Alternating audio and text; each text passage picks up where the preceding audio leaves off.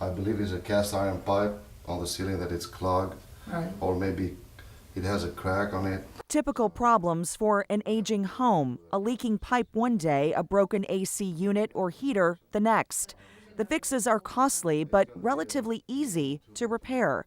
You see, Passages for Women Executive Director Ellen Kirby-Joe is more focused on fixing the broken things she can't see within her home. Emotionally, they're still very, very fragile. Ellen Kirby-Joe runs a licensed residential treatment program for adult women with dual diagnosis, women pushed to their breaking point, struggling with addiction brought on from a troubled past. I was very closed off as an individual. I didn't want anybody breaking down that shell. When they first get here, they think it's forever. The women sent here will call Passages for Women home for 90 days. They will begin a 12-step program, secure a sponsor, and receive extensive individual and group counseling.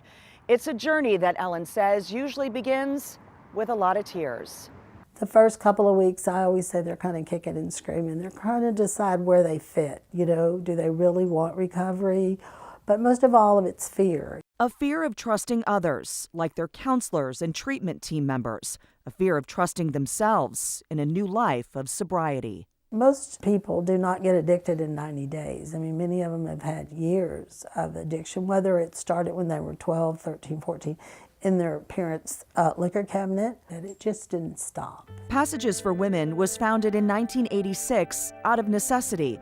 Their original founder returned home from treatment out of state, only to find there wasn't a local program for women in recovery who weren't medically indigent.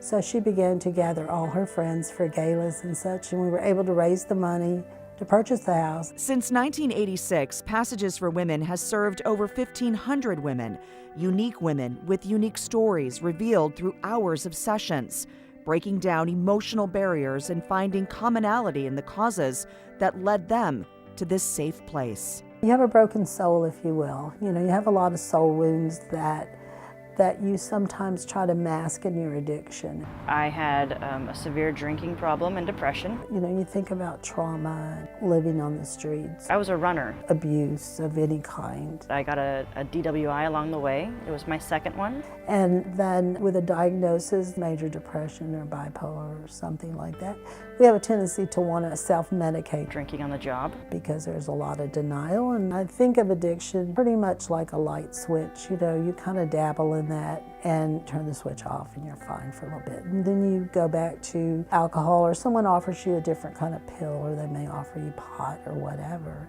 So that switches on again. But at some point you can't turn it off. I thought that my daughter would be better off without me. There's a lot to unravel in just 90 days and a lot to rebuild. We do try to look at the whole woman, and many of them are on medications, and unfortunately early on that does put the weight on them. And so we work with esteem issues and looking, you know, at managing your diagnosis as a disease such like diabetes. You know, you wouldn't go without your meds if you had diabetes. You can't go without your mental health meds. You can't go without your meetings either. You can't go without your therapy. So it's all wrapped up in that package. Passages for Women helps prepare women in recovery for a new life outside the gates, from resume writing to job interviewing to strengthening family ties. But Ellen admits leaving Passages for Women isn't easy. Having Passages for Women in a house is that we're an anchor. When you're here at this house, it is definitely home. They'll call me or Debbie, and if they're having a hard time, we'll say, come see us. I know that I'm welcome here at any time. If they're having a really hard time, we say, come spend the night. And spending nights here comes at a cost. Beds routinely remain empty. Additional funding could help increase services, and scholarships could help offset insurance deductibles for patients. The money that we're given does not touch what it costs to take care of our clients. They don't have any funds. I could fill the house up by midnight if there was no cost to the client. After 90 days in recovery, the women walk out armed with knowledge, hope, a fresh outlook, and lifelong friendships. But there's one special memento that remains behind: a porcelain anchor on a shelf, a mug containing the name of a person who completed a journey. Most of them, it's finishing something. You know, I've heard many, many times that they've never, ever completed anything. and to complete treatment makes them feel like they do have a chance. My family life is 100% better. I get to see my daughter on a weekly basis, which is fantastic. Ellen says the hard work doesn't end at graduation. It's a daily, sometimes hourly struggle to keep moving forward towards success. Success is going through an entire day and realizing that I haven't thought about a drink. Success to us is really change.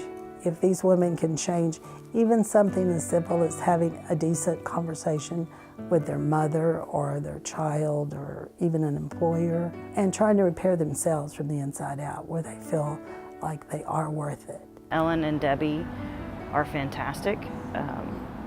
They do their best to make sure that everyone here is comfortable, everyone here feels safe, and everyone here has the tools to succeed. What keeps you coming back to work every day? Well, I haven't ever thought about not. It's the women do it. Very special place. Author Washington Irving wrote, "There is a sacredness in tears. They are not the mark of weakness, but of power. They speak more eloquently than 10,000 tongues. They are messengers of overwhelming grief and unspeakable love."